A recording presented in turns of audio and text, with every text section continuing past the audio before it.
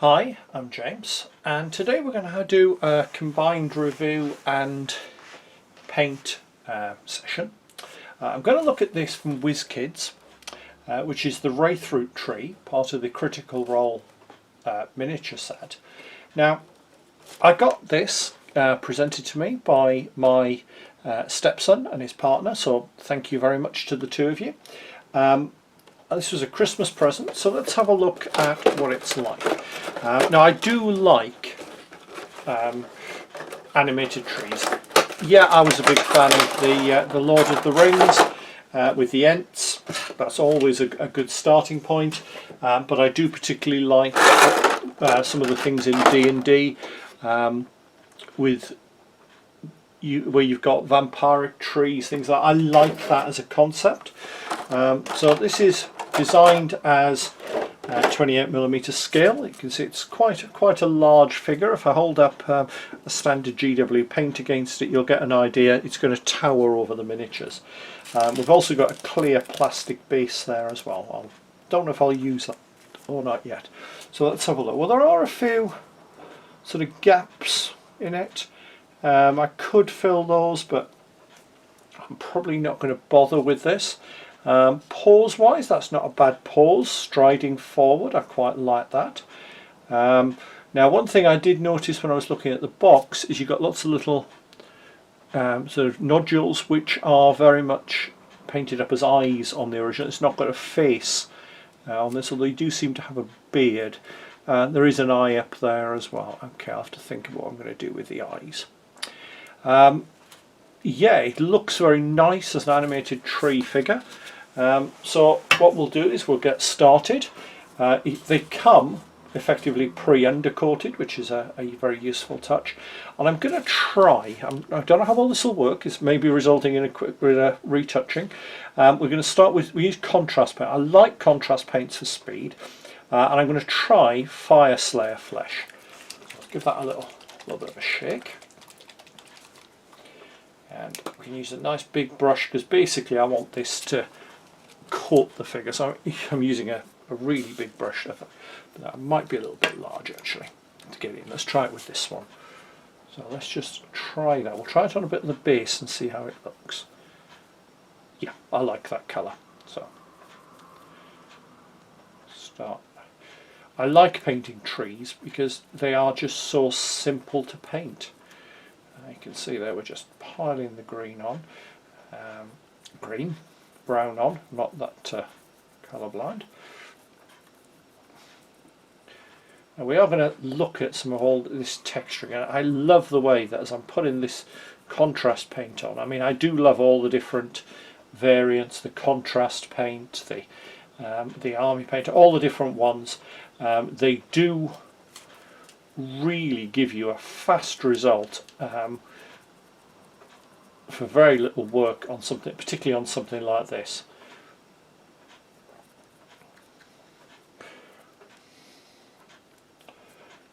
So I think the hard bit with this is making sure I get all the bits. Now, some bits are going to need to be a bit greener. We'll look at them in a minute. But that's giving me a lovely wood effect there. I do like that colour.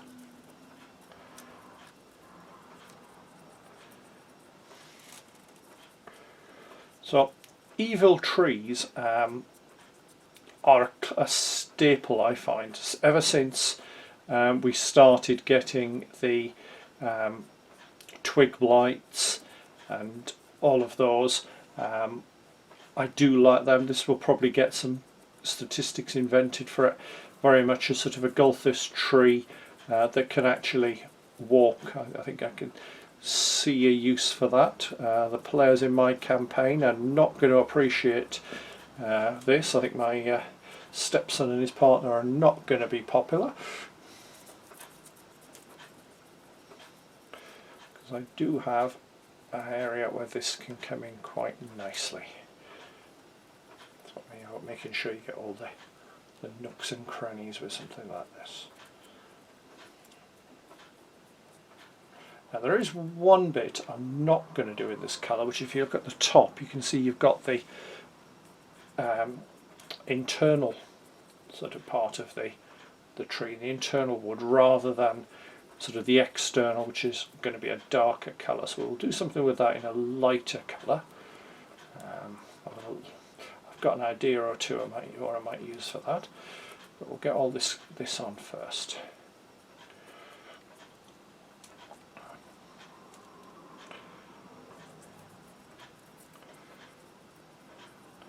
Don't worry too much about splashing it all over the base, because I've got a plan for the base which is going to cover most of that anyway.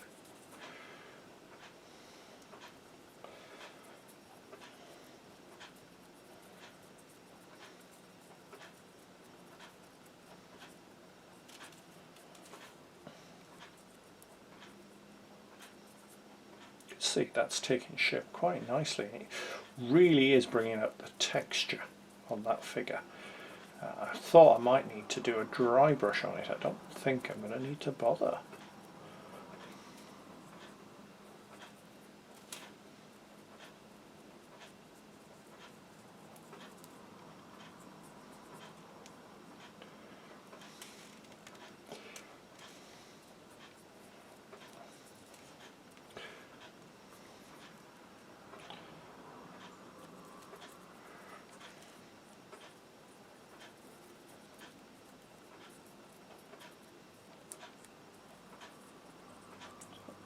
Pleased with how this is coming out.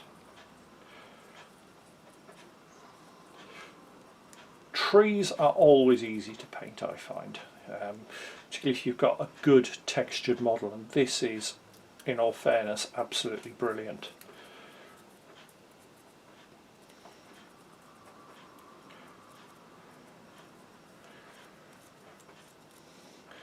Yeah, it's definitely going to be a classic example of the old nursery rhyme, isn't it? If you go down to the woods today, you're in for a big surprise.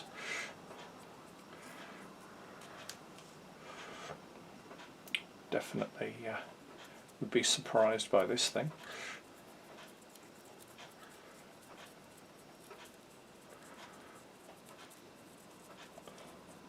I mean, let's be honest, by the time you've got this on, that's almost probably usable on the tabletop. I'm not a big believer in absolutely fantastic paint jobs. I just want one that's going to look good enough. If you think about it, when you are painting anything, what I tend to find is you can get 90% of what you like done very quickly, and that takes probably 10% of the time. What we tend to do is spend far more time on that last 10% than it possibly warrants. Don't get me wrong, I love looking at things like the Golden Demon figures, things like that. I'm never going to even probably try to hit that standard. All I'm going to do is just get something that I like, and that's good enough for me. And I do think that there is an issue, and I've seen it on Twitter, I've seen it in Facebook, where people get very critical of figures and the painting standards. Well, the problem comes in, it's very easy to forget how we all started painting. I wouldn't dare show my painted figures from when I started. To be honest, I'm very reluctant to show even figures from a couple of years ago, because my techniques have changed, I've moved on a little, I've changed what I'm using, and end result, they probably don't hold up particularly well. I've never been a particularly good painter. I just want to be a passable painter. The fact that I've actually managed to win little mini competitions is always nice, but I find that the effort I've had to put in to do them, it probably wasn't worth the effort, if I'm honest. But it is nice that people think I'm a decent painter. I don't. And there was, I believe it was Brian Ansell, or no, it might have been John Blanche, where they were asked, how come you can paint your figures so well? You know, how can I paint like you? And the answer was, I think, brilliant. It basically said, paint 10,000 figures, improving slightly each time. Number 10,000 will be like mine, and I thought, I like that advice. Now all I need to do is find the time to paint 10,000 figures. You can see there we're very nearly done. Just making sure I get all the bits and pieces. Anywhere I think I've missed a bit, and then I want to get just that wood around the edge there. I'm not too worried if I go over with this. Yes, it's a contrast paint and that can be a real pain, but I'm going to be painting over that and not using contrast paint for it. So it's not too much of an issue.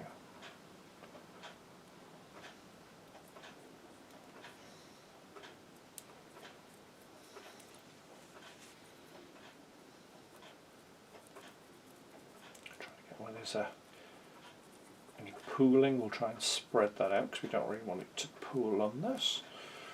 I think that is that very close to being done.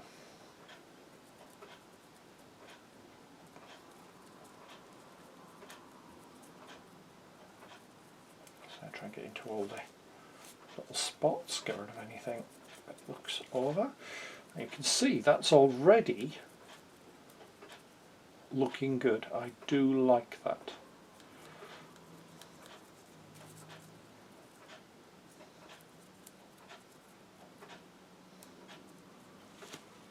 Yeah, we're definitely on to a good start there. Every time you think you're done, you spot something you haven't done. A big patch there I missed.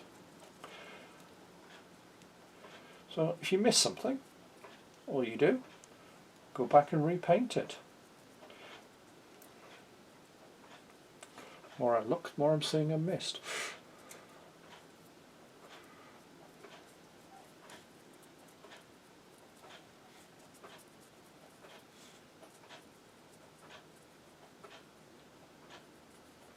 Yeah, Fire Slayer Brown was definitely a good option for this. Or Fire Slayer Flesh rather, I think was definitely the right option.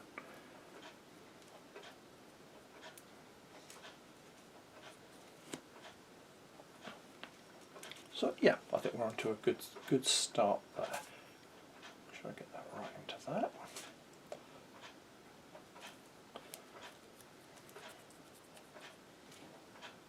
Yep, that's looking good. So what I'm going to do, just to give it a little bit more contrast, is I'm going to use a little bit of Wildwood, which is a very, very dark brown.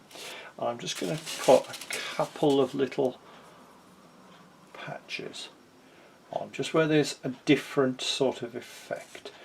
So that's going to go green there. So let's have a look. Let's put a bit, I'm going to try an area first of all where I want to see how it looks. You can see there it's a very much darker brown. Trying it there. So we'll just blend a little bit in there where you can see it's almost like a beard effect. So we'll just get it to blend in a bit, just to give a slightly different colour. Probably not even enough to notice when I just do a quick effect like that. Just on there and spreading it out into the wider part so that it sort of blends rather than just being there. Yeah, I think that'll do me actually. So I'm going to give that a little bit of time to dry, and then we'll come back and move on to the next stage. So we've given that time to dry, so let's deal with that exposed wood there. So I'm going to use Vallejo, yeah, German beige from the model colour range. Got a little drop on the wet palette. Let's put that on there.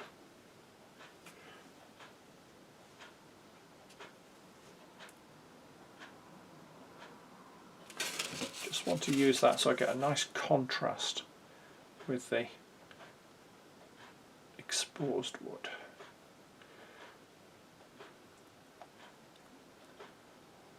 Nice in that, right up to the edges. That's why I wasn't worried about overpainting when I was doing the first step.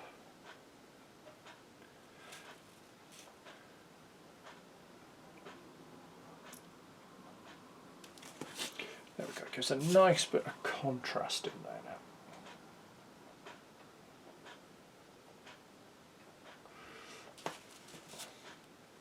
So yep, that's quite nice. And while we're still on this stage, what we'll do, where there's a bit of build-up of moss and things like that, I'm not going to use a lot. I'm going to try and experiment at putting a bit of a Athonian camo shade over the top. Let's see how that looks. Let's test it there first. Almost non-existent there. There we go. Yeah, that starts getting that effect. So we're not going to use a lot of it. Just where there's a little bit up there. Just give it a little hint of green. Probably not going to be enough. I don't know if I'm waiting to put another coat on or I might try something different. I don't think that's going to give it what I want. We'll put it on anyway so that we at least get the whole thing looking the same. The hand there.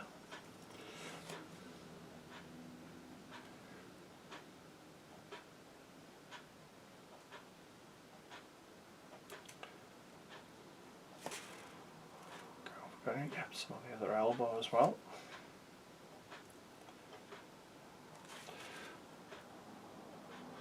Just put that on there and we'll leave that to dry before we go on to the next step.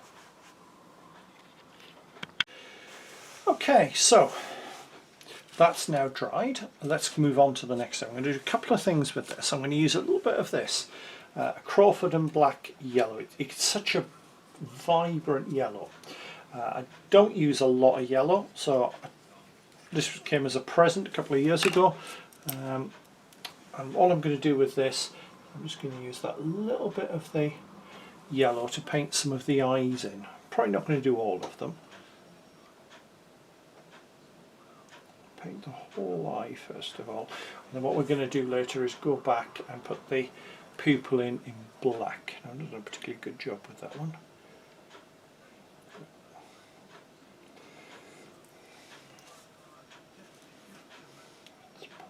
A bit. Okay, I've got that eye. I did see there's one on the torso that might be quite a nice one to put on.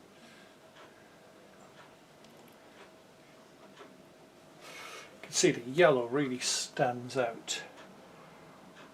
So I'm not going to put any water on.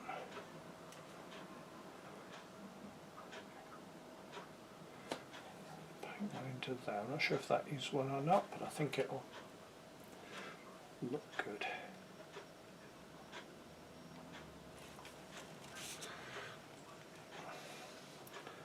See if that's that one there.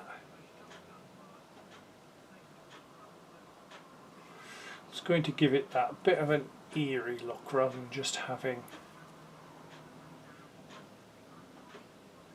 the standard sort of anthropomorphic look with this.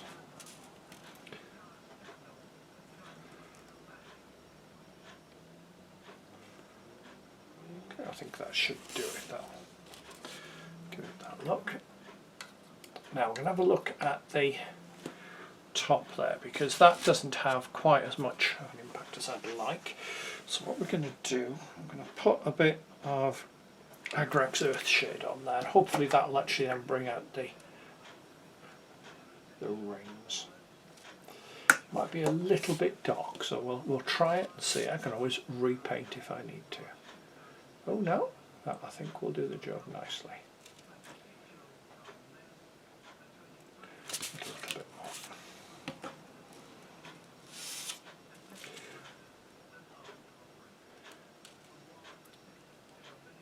You can see now it's bringing out the texture of those rings.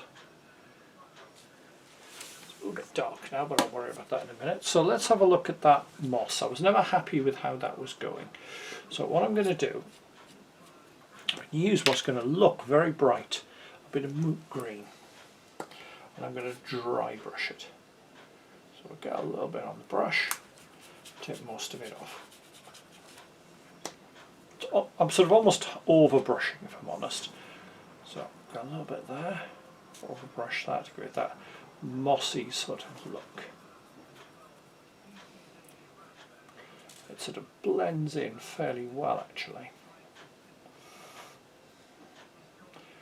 So where else have we got it? That's the problem with this, is it's so easy on this model to miss bits and not realise where things are. They're a little bit on that beard effect bit, I think. It's looking quite nice. I'll bring that up, you'll see what I mean. It's got that nice sort of mossy look.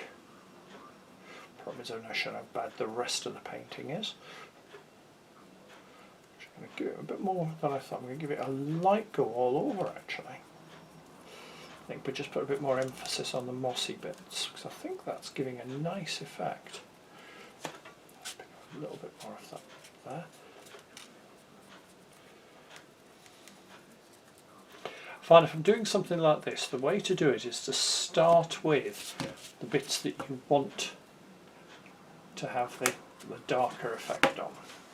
So the lighter effect on with this. So it's raised up there, it's a good place to do that.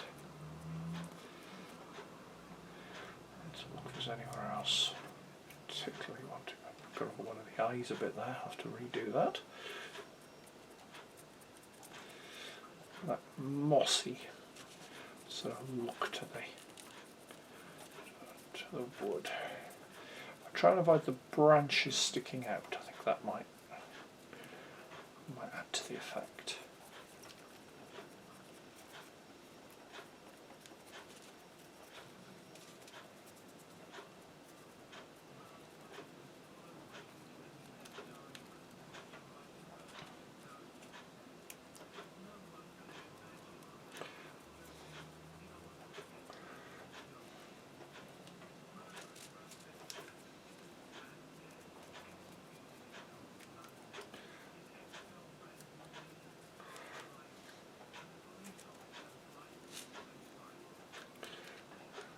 Should really have done this before I did the yellow, the more I look at this.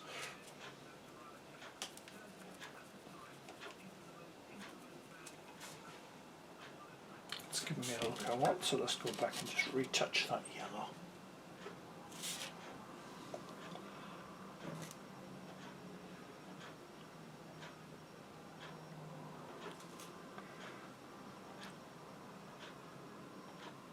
Some of them escaped. That one's escaped because I've not done anything near there.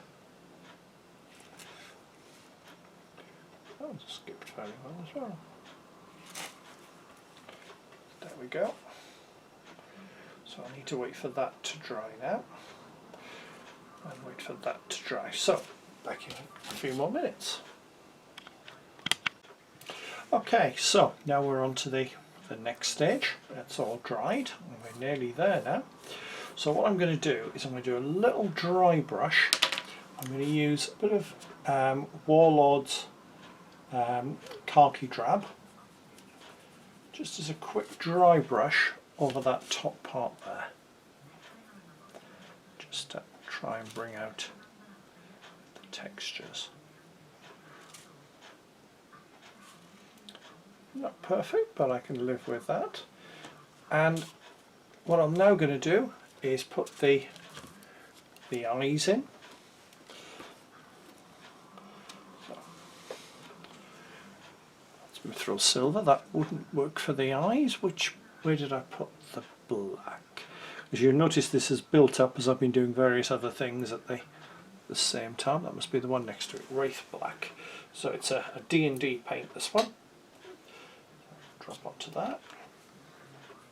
I'm just going to put a drop in the centre of each eye.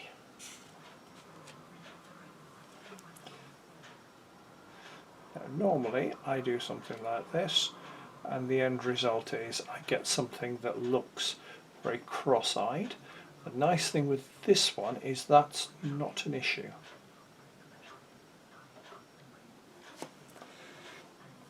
Because they're all looking in different directions anyway.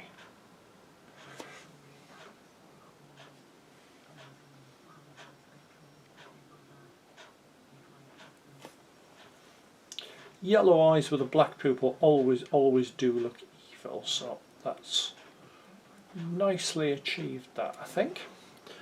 So that's the painting basically finished. I'm just going, still not happy with that top. I think I need a lighter colour in there. I think what I'm going to do is go back to the German beige. We'll do a dry brush of that. Drop in there.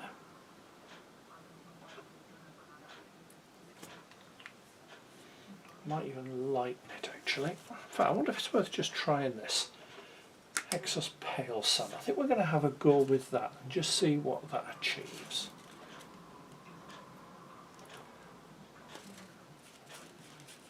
A very light colour, but I think that's what that needs. Yeah, there we go. That's bringing out the colour, that texture nicely.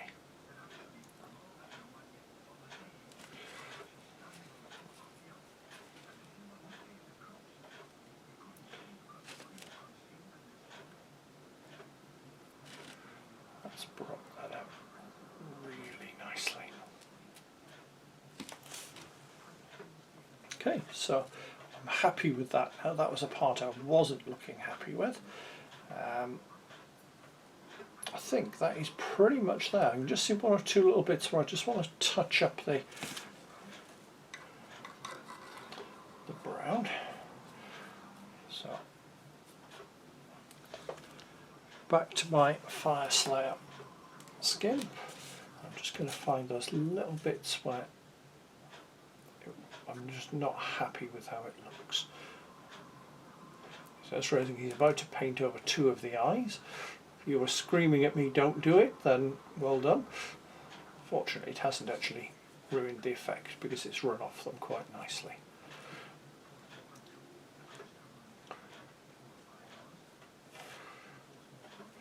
So when I looked, I was finding stuff a minute ago, particularly on the branches.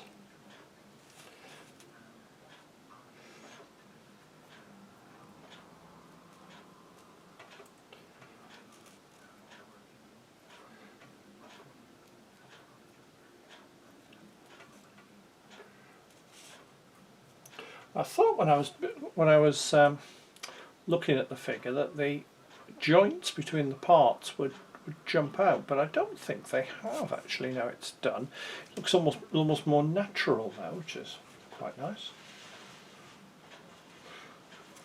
I'm sort of starting to almost approach that. If you remember when I said earlier on the 10% stage, which takes 90% of the time, I just feel I'm starting to get near there on a lot of this.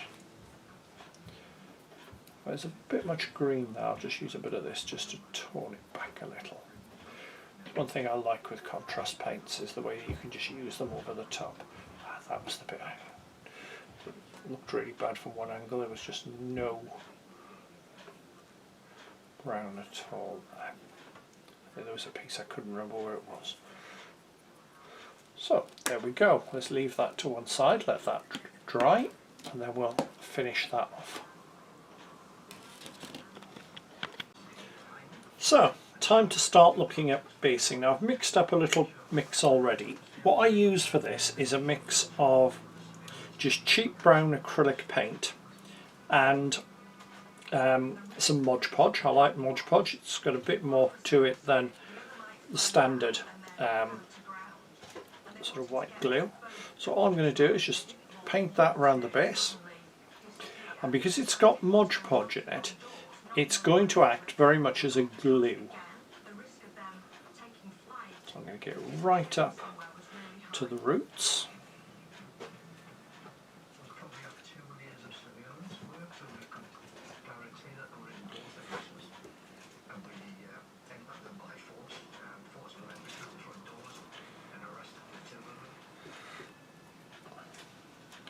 Let's get that right in there. I do like this as a basing technique.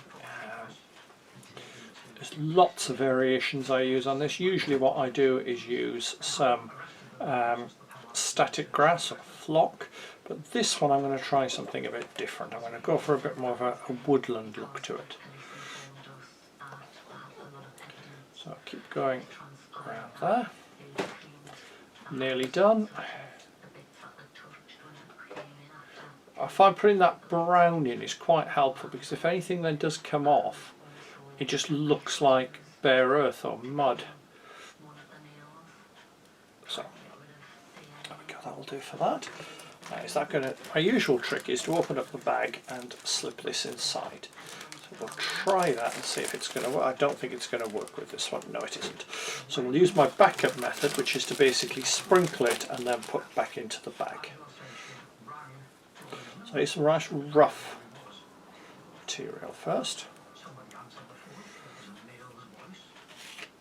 Just make sure I keep that away from the paint so I don't lose as much. That's giving that sort of forest floor look. So he says watching all that fall off straight into the paint.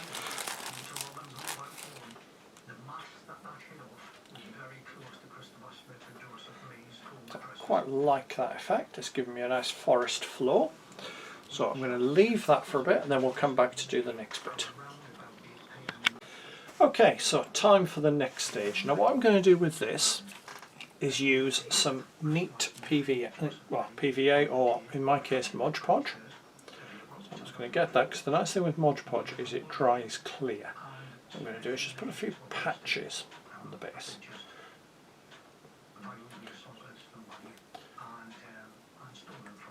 What that's going to do, it's going to give me the way to stick the next pieces on. Plenty of it. Because it dries clear, it's not a major issue. So get rid of that. And what I'm going to do then is sprinkle some of these on, some diorama leaves. So again, I'm just going to get a few of them. Just sprinkle them on, so we get some leaves on that. So I quite like the idea of this being an autumn or winter effect.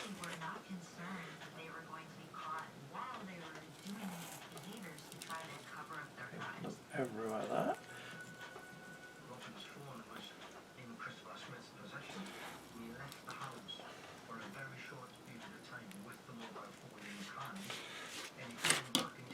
Now what you could do with this is use a bit more of a rough texture as well. I'm not too bothered about that, I just want that leaf effect. So again, we'll give that a bit of time to dry and then we're going to be on to the last step. So the last stage unfortunately didn't quite video very well, so I've reshot it. All I've done is added some snow sprinkles to the base, and what I do for that is just use a coffee stirrer, a little bit into there, dip it onto the base, and then I sprinkled a few leaves on top, so there's leaves sort of in the snow, and the result I'm going for is basically a winter effect. And you can see there you've got the melting snow just starting to reveal the ground underneath. It just made it that bit different as opposed to sort of just doing it in a summer sort of look. And I've put a figure alongside it. It's a 28mm Wargames Atlantic figure there. You can get an idea for how big the model is. It's definitely going to look nice and imposing on the tabletop. It's got a lot of uses. If you're a Lord of the Rings gamer, that works nicely as an ent, let's be perfectly honest about it. You could use it for Games Workshop, Warhammer, as a tree man. Probably even use that on Blood Bowl, although you might get an issue with the size of the base. I've not played Blood Bowl for years, but it's just a thought that crossed my mind. I do like it. I think it's a beautiful figure. It's so easy to paint, and I hope you've enjoyed the painting tutorial.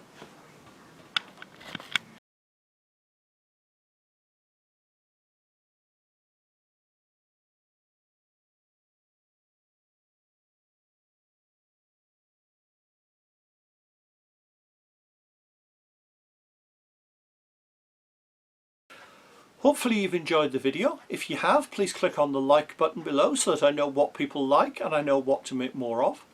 Alternatively, if you've enjoyed it, and think you'd like to see more, please click on the subscribe button. That way you get notified by YouTube whenever I bring out a new video, and you never know, there might be something in there that you hadn't considered, because I do cover a variety of things on the channel. And finally, if you have a little bit of cash going, I now have a Patreon account. I'm always looking for patrons, because at the end of the day, let's be perfectly honest, it's a good way for me to get a little bit of money that will use to buy review items or to travel to museums and so on. I don't put a huge amount on that. At the minute, all we've got is one tier charging £1 a month, which just, as I said, helps cover my costs. See you soon.